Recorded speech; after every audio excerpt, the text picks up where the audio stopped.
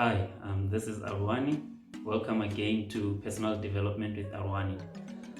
Today is part 3 of our series on running your own race. So, maybe before we go into it, just want to remind everyone there that hit that subscribe button so that you can be alerted of all the future updates that we'll be doing.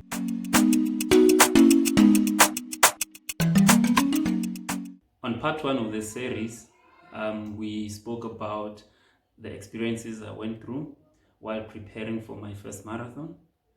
And on part 2 of the series, we spoke about what I went through just before the race began, just when I was standing there at the starting line and just before the race began. So today on part 3, we're going to be looking at my experience while running the race. So this is everything that went through my mind that I experienced while I was running the race. And I just want to say, remember, everything that I'm sharing with you guys about my experiences with regards to running this marathon is so that you can relate this to your own personal life. Today I feel energetic. I felt pumped up. I woke up this morning. I decided that I'm going to stretch myself. So I ran 5 kilometers more than I normally run.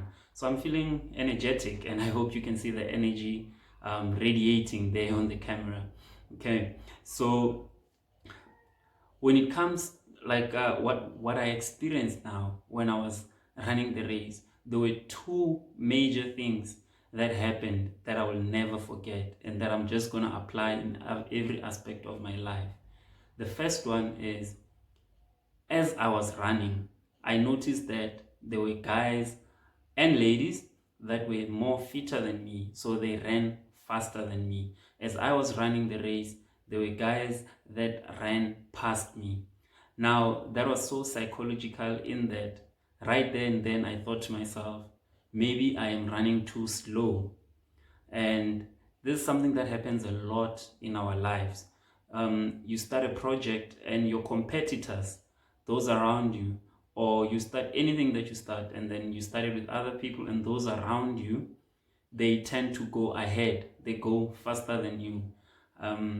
It may tend to discourage us. We may tend to think that we are not quick enough, or what we're doing, we're not doing it the right way. And at that very moment, when I started seeing people running past me, the one thing that came to mind is that should I now run faster? But immediately when that thought came to my mind, I also thought to myself, if I'm going to run faster, I'm going to go against my training because I trained at a particular pace. So I decided to stick to my pace because, as the title of this series says, it says, run your own race.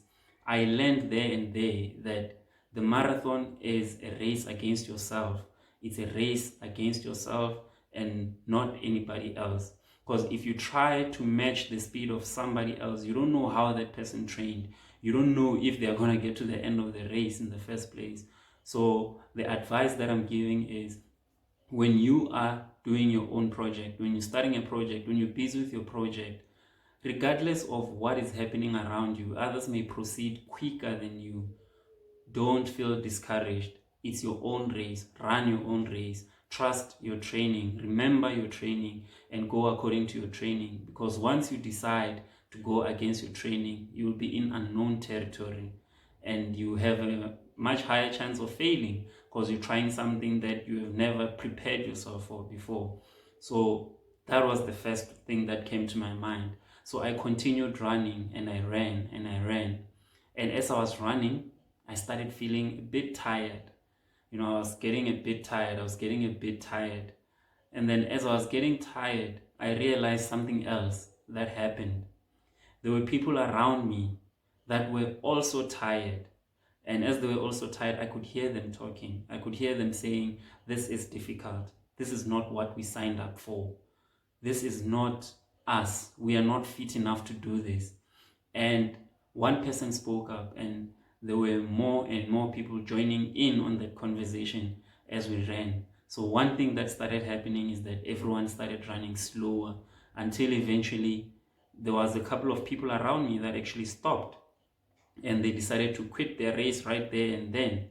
Now, that was also another powerful thing that happened, because immediately in my mind, that action said to me that, you know what, it's okay to quit.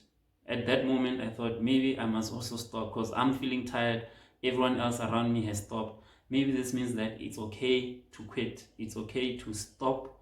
I'm not gonna be the only one. It felt easier to stop right at that moment than to continue, because I saw my colleagues have stopped. This may happen a lot in anything that you're trying to pursue. You'd find that those that you started with, there are some that are not going to have the stamina to run the entire race. There are some that are not going to have the drive to continue with what they've started. And they might just stop. They might quit. They might throw in the towel. That doesn't mean that you must also throw in the towel. That doesn't mean that it is okay. Remember, think back to your training. When you were training, when I was training, I was alone. And I knew what I wanted to achieve, and I trained such that I could achieve that.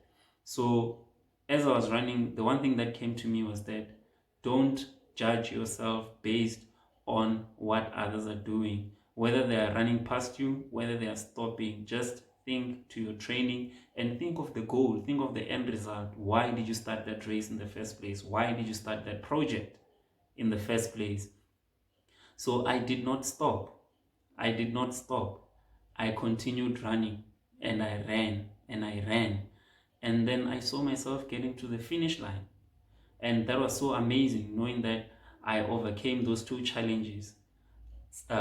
People going ahead of me and others quitting. So the biggest thing that I can say is life is your own race. Life is your own race. Your biggest competitor should be the person in front of your mirror. It should be you and nobody else. The advice I can give is that push yourself to stretch yourself. Create a benchmark for yourself. Strive to be better tomorrow than you were today.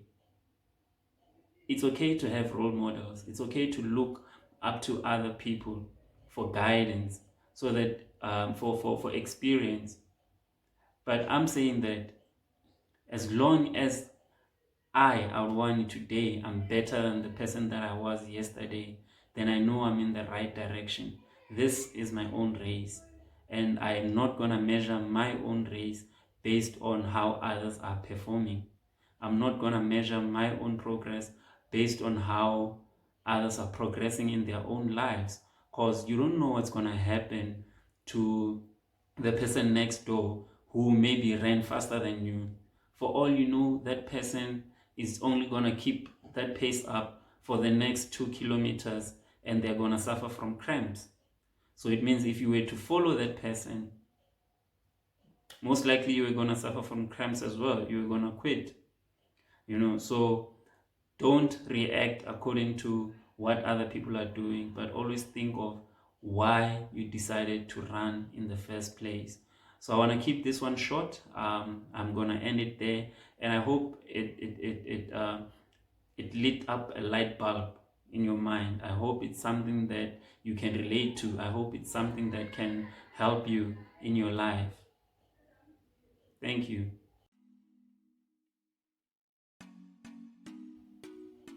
This marks the end of part 3 of our series, and we will be shooting part 4 in the next couple of days.